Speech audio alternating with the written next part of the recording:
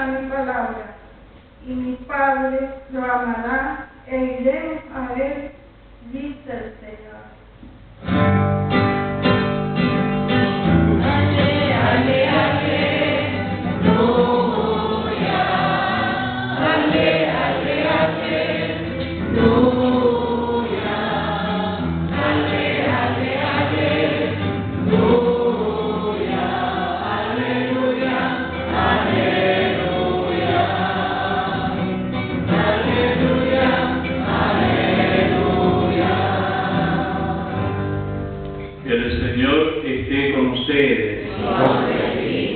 Evangelio de nuestro Señor Jesucristo según San Juan.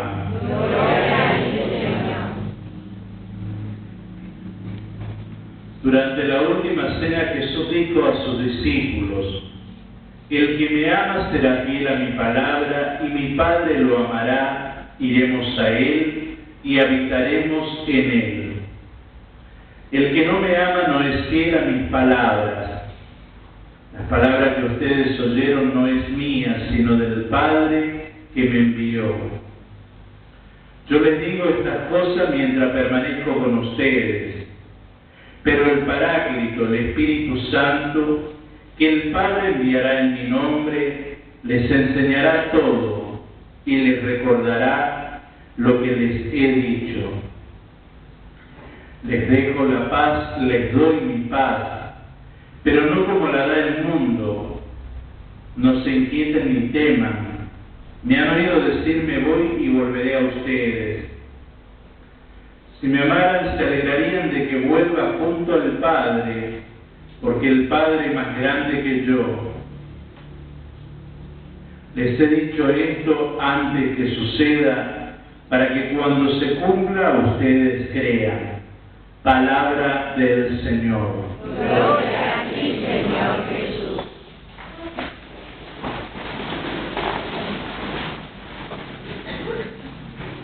En este sexto domingo de Pascua seguimos meditando justamente este extenso discurso que Jesús hace durante la última cena, y va a volver a remarcar la importancia que tiene justamente de amar y ser fiel a su palabra. Y en el Evangelio de Juan, de una u otra forma, él va a explicar cómo el discípulo tiene que amar para permanecer en el Maestro. Y permaneciendo en el Maestro será fiel a la palabra del Maestro.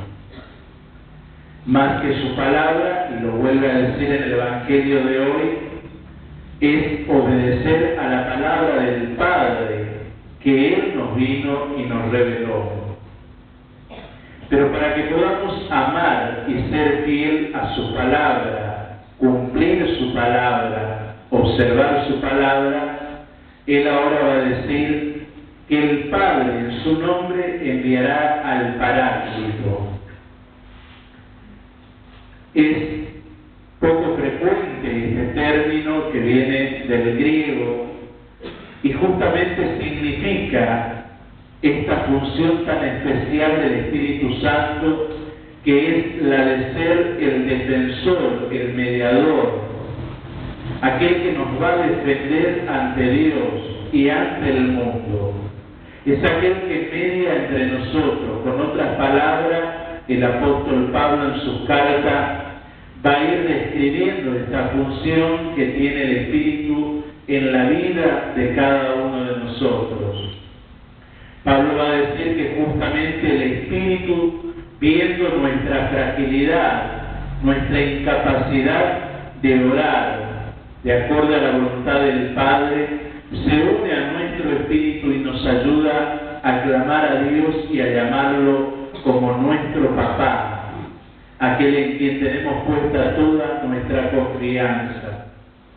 Por otro lado, el Espíritu es aquel que hace eficaz nuestra plegaria ante Dios, tiene la capacidad de hacernos entrar en la comunión íntima en el misterio de la Trinidad, y además es aquel que constantemente nos está conduciendo hacia Cristo. Por eso va a decir justamente Pablo que el Espíritu es la plenitud de la ley. Esa ley que ha generado también cierto disturbio en los comienzos de la vida cristiana, y se está hablando de la ley mosaica, es decir, de los preceptos de la antigua alianza. Va a decir que el Espíritu es la plenitud de la ley porque es aquel que nos pone justamente en comunión con Cristo, nos lleva con el autor de la ley, no quedarnos en la letra, sino entrar en la comunión con la persona. Habían muchos que abrazaron el cristianismo y pensaban que para abrazar el cristianismo había previamente que observar las prescripciones de la ley. Dentro de esas prescripciones, como signo de pertenencia al pueblo de Israel, al antiguo pueblo, estaba la circuncisión. Era un signo físico de pertenencia al pueblo de Israel. Esto lo trasladaron al nuevo pueblo de Dios. Y por eso es lo que van a aclarar, que el nuevo pueblo de Dios no conserva los signos del antiguo pueblo, si bien se construye sobre él.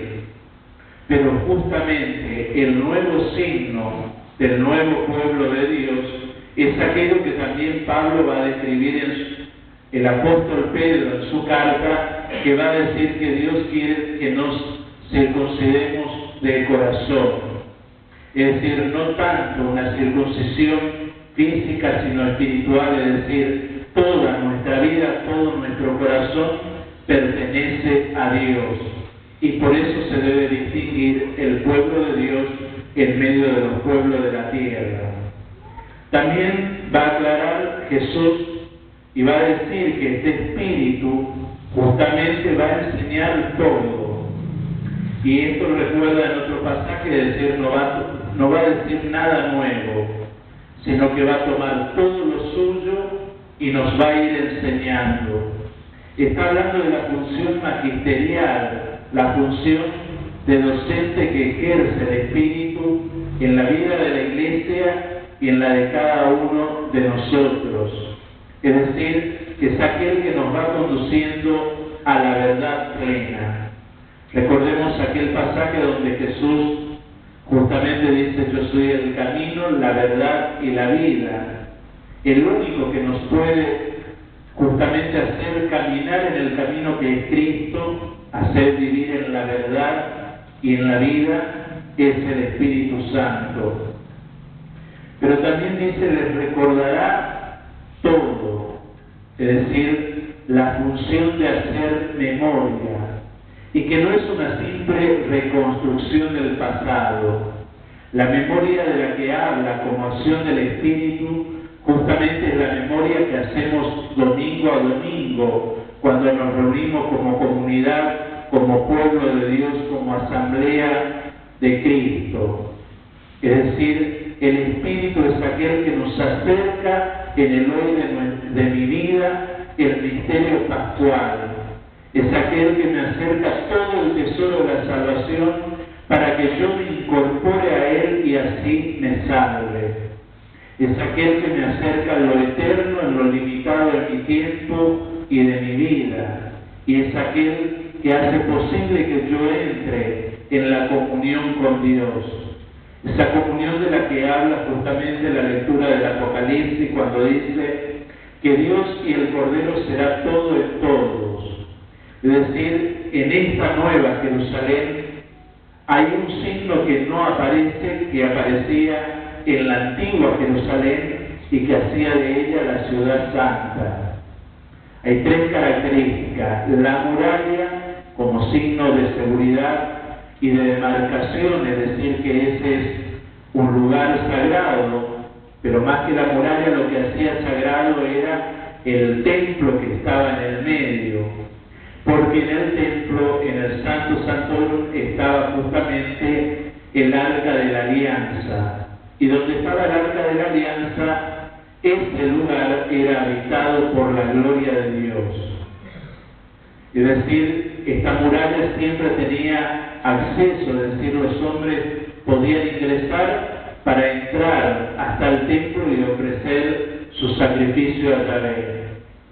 La nueva Jerusalén, ya no construida por mano del hombre, conserva la muralla, es decir, el lugar donde cada uno de nosotros encuentra esa paz y esa seguridad que solamente Dios, el resucitado, puede darnos, y en el Evangelio de hoy termina diciendo: yo le doy la paz, pero no como la da el mundo.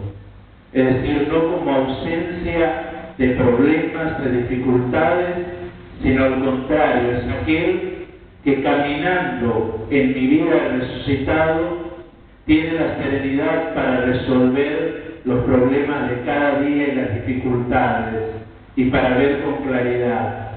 El Espíritu Santo en nosotros sería la gloria de Dios que habitaba el templo de Israel.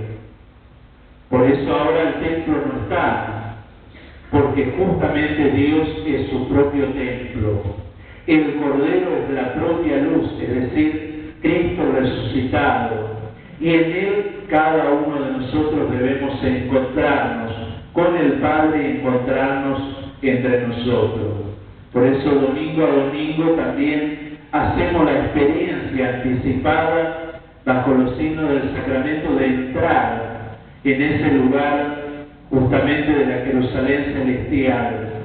Cada Eucaristía es de alguna manera incorporarnos en aquello a lo cual estamos llamados para vivir en la eternidad.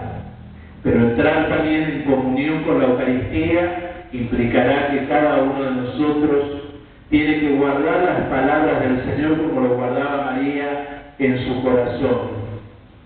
No guardarla en un cajón y que se alancie o que se vuelva amarilla como un papel abandonado, sino que esa palabra se tiene que actualizar día a día en nuestra vida, se tiene que ver, y justamente dice: yo les dejo la paz, y la paz es el don del resucitado que derrama en nuestro corazón.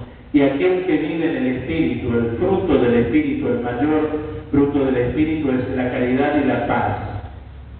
Es decir, alguien que vive en Dios no puede vivir en la violencia, sino que tiene que construir justamente una familia en base a la paz, una comunidad en base a la paz, una sociedad que viva reconciliada y en paz, y justamente toda su persona tiene que estar en esa paz. Pero vuelvo a decir, la paz que nos da el resucitado no significa ausencia de problemas. Hay muchos de nosotros que dicen: con tal de vivir en paz es preferible no meterte en tal lío, tal problema, huir de tal cosa, con tal, es decir, quiero estar tranquilo. Esa tranquilidad no es la paz de Cristo. La paz de Cristo va a hacer que asuma responsablemente cada una de las responsabilidades que tenemos que asumir cotidianamente, aun cuando eso implique abrazar la cruz. La asumiremos con la serenidad que solo el Espíritu y el resucitado puede dar.